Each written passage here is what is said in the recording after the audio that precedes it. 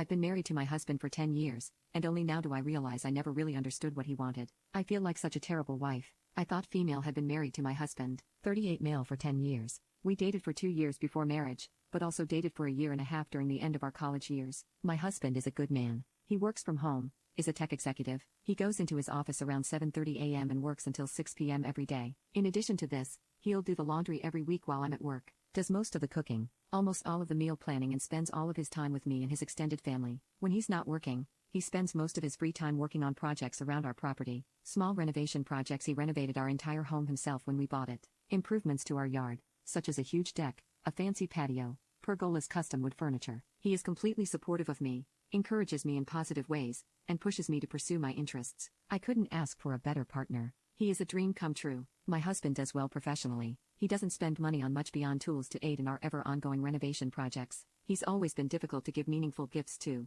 For Christmas this year, he didn't ask for anything. When I asked him what he'd like for Christmas, he told me that he didn't need anything. This is his default response for any gift-giving occasion. His birthday, Christmas. He's asked me in the past to specifically not give him anything for Valentine's Day or our anniversary. This has always made me want to put in more effort. But the truth is that the more effort I put in, the less he seems to like whatever I give him. He tells me he likes whatever I give him, but his smile isn't authentic and he doesn't really seem to express any interest in most things. I give him beyond the moment, as if the interest he expresses is more appeasement. He doesn't own much beyond tools and a not collectible sneaker collection. He just likes relatively mundane sneakers and books, most of which are work-related. Before his birthday this year, I asked him what he wanted for his birthday. I don't need anything. I mugged this over and then I fell down a rabbit hole on the internet about relationship advice. This led to me going back to him and asking him what he'd like to do on his birthday. He said he had a lot of choice to do and was hoping to spend his birthday, which was on a Sunday this year, completing a couple of house projects. I wasn't satisfied with this after considering it for a while, so I later asked him what would be a nice thing to do on your birthday.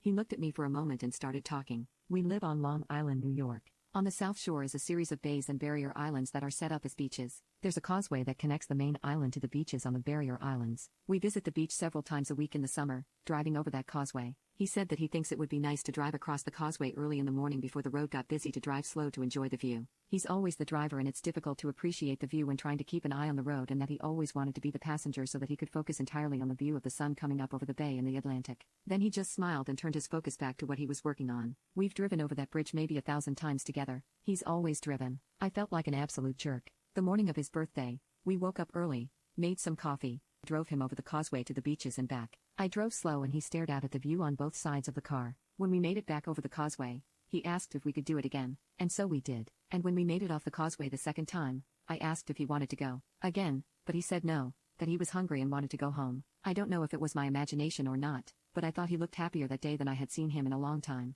He busied himself working on the deck, and I closed myself in the bathroom and fought off sobbing because all he wanted for his birthday was to look at the water. I got him another dumb watch that he'll put with all his other watches and never wear. I got him a watch because I don't know the man I've been married to for a decade who I have spent over 15 years of my life with. The next week I asked him what would be a nice thing to do on Saturday. He said he always wanted to go to the Cradle of Aviation Museum ever since it had its major renovation. I looked it up. It reopened following that renovation in 2002. We were 14. He basically wanted to go there his entire life and hasn't made it. It's 20 minutes away from where we live. When I asked him why he never went, he said he'd been busy with work, so I took him to the museum. I knew he always was interested in aerospace. His father and grandparents were all involved in that industry. When we got home from it, he went to one of our new planters out back, and I couldn't stop myself from sobbing in the bathroom. With Father's Day coming up, I asked him what would be a nice thing to do on Father's Day. I always gave him a Father's Day gift from our dog, and we have people over. I asked him what would be a nice gift from our dog this year. He said that he thinks it would be nice if we drove out to the National Cemetery of Calverton to visit his father's grave,